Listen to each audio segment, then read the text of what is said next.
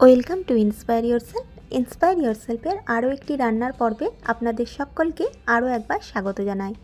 আজকে আপনাদের সাথে শেয়ার করে নেব দুর্দান্ত স্বাদের চটজলদি তৈরি হয়ে যাওয়া একটা স্ন্যাক্সের রেসিপি। এত জনপ্রিয় এই স্ন্যাক্সের রেসিপিটি আমার মনে হয় প্রত্যেকটা বাঙালি সন্ধ্যা আড্ডায় চায়ের সাথে হোক কিংবা মুড়ির সাথে খেতে ভীষণ পছন্দ করে। তাহলে দেরি না করে রেসিপিটা শুরু করা যাক। রেসিপিটা শুরু করার জন্য নিয়েছি দুটো সেদ্ধ আলু। প্রেসার কুকারে হুইসেল দিয়ে আমি আগে থেকেই আলুটা সেদ্ধ করে রেখেছিলাম। আলুটার খোসা ছাড়িয়ে কাঁটা চামচ দিয়ে ভালো করে আলুটাকে একটু মেখে নিলাম। লক্ষ্য রাখতে হবে যেন আলুর বড় দানা সেভাবে না থাকে। আজকে তৈরি করতে চলেছি একদম দোকানের মতো আলুর চপের রেসিপি। এবার নিয়েছি একটা মিক্সিং বোলে নিয়ে নিলাম 1 কাপ মতো বেসন। বেসনটাকে একটু নাড়িয়ে চাড়িয়ে আগে দেখে নেব যাতে করে বেসনের মধ্যে মোটা দানা না থেকে থাকে। এবার তার সাথে মিশিয়ে দিলাম স্বাদ অনুযায়ী লবণ, আর দিলাম অল্প একটু লঙ্কার গুঁড়ো, আর 1 চিমটি মতো দিয়েছি হলুদের গুঁড়ো, যাতে করে রঙটা খুব ভালো আসে। অল্প অল্প জল দিয়ে একটা মাঝারি ঘনত্বের ব্যাটার এক্ষেত্রে আমাদের তৈরি করতে হবে। জলটা প্রথমেই বেশি যোগ করবেন না, অল্প অল্প জল যোগ করে একটা মাঝারি ঘনত্বের ব্যাটার তৈরি করে নেব। আর অল্প একটু জল যোগ করলেই এই ব্যাটারটা তৈরি হয়ে যাবে। ঠিক যেমনভাবে নাড়িয়ে বা ফেটিয়ে আমি ব্যাটারটা তৈরি করেছি, ঠিক সেরকমভাবে ক্রমাগত ফেটাবেন ব্যাটার তৈরি করার সময়। তাতে করে ব্যাটারটা খুব সুন্দর যেমন তৈরি হবে, তার সাথে সাথে চপগুলো কিন্তু খুব ভালো ফুলবে। দেখতেই পাচ্ছেন ভীষণ স্মুথ একটি ব্যাটার তৈরি হয়েছে। এবার কড়া বসিয়েছি, কড়াতে দিয়ে দিলাম 2 চা চামচের মতো সর্ষের তেল। আর তেলটা ভালো করে গরম হলে তাতে ফোড়নে দিলাম অল্প একটু চিলি ফ্লেক্স।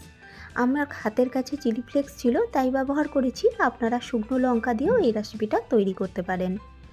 আর দিলাম অল্প একটু হিং আর শুকনো লঙ্কা বা চিলি ফ্লেক্সের থেকে ভালো গন্ধ বেরোতে শুরু করলে দিয়ে দিলাম 1 মুঠো মতো পেঁয়াজটাকে এবারে নাড়িয়ে চাড়িয়ে ভালো করে একটু ভেজে নেব। পেঁয়াজটা একটু ভাজা হলে দিলাম ছোট চা চামচে 1/2 চামচ রসুন বাটা। এবার রসুনটাকেও পেঁয়াজের সাথে ভালো করে মিশিয়ে নিয়ে দিলাম অল্প একটু কাঁচা লঙ্কার কুচি। লঙ্কাটা অবশ্যই হিসেব করে ব্যবহার করবেন, কারণ চিলি ফ্লেক্স আমি ব্যবহার করেছি। দিলাম ছোট চা চামচের 1/2 চামচ আদা জিরে বাটা, অল্প একটু ধনে বা গুঁড়ো, আর দিয়েছি ছোট চা চামচের 1/2 চামচ গরম মশলার গুঁড়ো, ছোট চা চামচের 1/2 চামচ দিয়েছি ভাজা মশলার গুঁড়ো। শুকনো খোলায় জিরে, ধনে, শুকনো লঙ্কা ও তেজপাতা একসাথে ভেজে নিয়ে গুঁড়িয়ে আমি ভাজা মশলাটা তৈরি করেছি।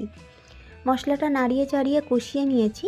মশলা থেকে যখন ভালো গন্ধ বেরোতে শুরু করেছে, ঠিক সেই সময় যোগ করে দিলাম আগে থেকে মেখে রাখা আলুটা, আর দিলাম স্বাদ অনুযায়ী লবণ।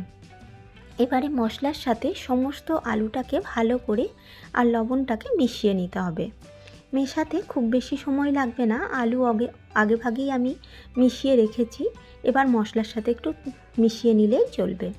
মশলাটা একদম শেষে তৈরি করার সময় দিলাম 1 মুঠো মতো ধনে পাতা, আর দিলাম অল্প একটু কসুরি মেথি দেওয়ার কারণে আলুর চপগুলো খেতে একদম দোকানের মতো তৈরি হবে। এবারে সমস্ত উপকরণগুলিকে আরও একবার ভালো করে মিশিয়ে দেব। চপের মশলার আলু যখন তৈরি হয়েছে বুঝবেন, যখন কড়া থেকে ঠিক এই রকম মন্ডের মতন ছেড়ে উঠে আসবে, তখন বুঝতে হবে আলুটা কিন্তু একদম পারফেক্ট তৈরি হয়ে গেছে। আলুটাকে এবারে নামিয়ে রেখে দিলাম। এবার ওই আলু থেকে ছোট ছোট অংশ কেটে নিয়ে প্রথমে হাতের তালুর সাহায্যে অল্প একটু গোল করে পাকিয়ে নিয়ে 2 হাতের তালুর মাঝে নিয়ে একটু গোলাকার চপের মতো শেপ দিয়ে নেব, যেমন করে আলুর টিক্কি বা আলুর চপের মশলার তৈরির জন্য তৈরি করে থাকি, ঠিক সেই রকম। এটা করতে খুব একটা বেশি সময় লাগবে না। প্রথমে অল্প একটু অংশকে গোল করে পাকিয়ে নিয়ে 2 হাতের তালুর মাঝে চাপ দিলেই এটা হয়ে যাবে। একইভাবে আমি সমস্ত আলুর পুরটা রেডি করে নিয়েছি চপ তৈরি করার জন্য। এবারে চপ ভেজে নেওয়ার পালা। তার জন্য তেল গরম করতে দিয়েছি। বেসনের ব্যাটারটাকে আরও একবার ফেটিয়ে নিলাম। এবার যে আলুর পুরটা রেডি করে রেখেছি ওই আলুর পুরটাকে বেসনের গোলায় দিয়ে চামচের সাহায্যে তার এপিট ওপিট করে বেসনের প্রলেপ লাগিয়ে গরম তেলে দিয়ে ছেঁকে নেব। গ্যাসের ফ্লেমটা এই পর্যায়ে রেখেছি মিডিয়াম ফ্লেমে একটু সময় নিয়ে ভাজতে থাকবো। আর ভাজার সময় অল্প একটু তেল যদি চপগুলোর ওপর দিয়ে এরকম করে দেওয়া হয় তাহলে চপগুলো খুব সুন্দর ফুলে ওঠে, আবার দেখতেও একদম দোকানের মতনই লাগে।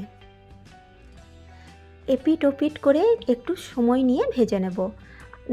ভাজতে খুব বেশি সময় লাগে না, 3 থেকে 4 মিনিট মতোই সময় লেগেছে। দেখতেই পাচ্ছেন আমার প্রথম ব্যাচের আলুর চপটা তৈরি হয়ে গেছে। দ্বিতীয় ব্যাচের আলুর চপটা আমি চামচে করে না দিয়ে হাতে করে দিয়ে দেখিয়ে দিচ্ছি, যাতে চামচে করে দিতে অসুবিধে হবে তারা হাতে করেও এইভাবে দিয়ে দিতে পারেন। তৈরি হয়ে গেল দুর্দান্ত স্বাদের আলুর চপের রেসিপি।